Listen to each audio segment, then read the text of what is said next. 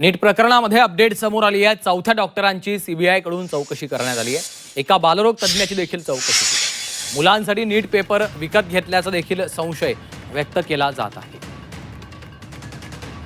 नीट प्रकरणामध्ये अपडेट आहे। चौथ्या डॉक्टरांची सीबीआय कडून चौकशी सुरू आहे। एका बालरोग तज्ज्ञाची देखील चौकशी सुरू आहे। मुलांसाठी नीट पेपर विकत घेतल्याचा संशय आहे।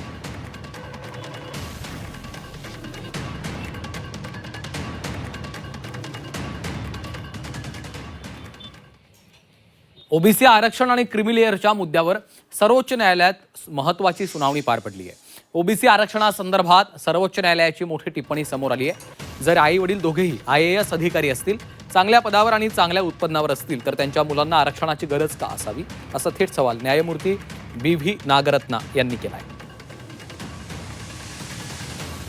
तर क्रिमी लेअर आरक्षणासंदर्भातल्या याचिकेवर सुनावणी करताना सर्वोच्च न्यायालयानं हे महत्त्वाचं निरीक्षण नोंदवलं आहे।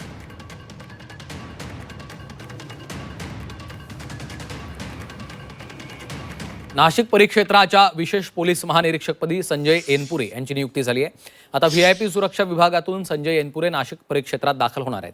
प्रवीण पडवळ यांची अवघ्या 5 दिवसातच बदली केली असून पडवळ यांची दादरमधल्या VIP सुरक्षा विभागात नियुक्ती केली आहे। दत्तात्रय कराळे यांच्या बदलीनंतर आता पडवळ यांच्याकडे जबाबदारी देण्यात आली होती।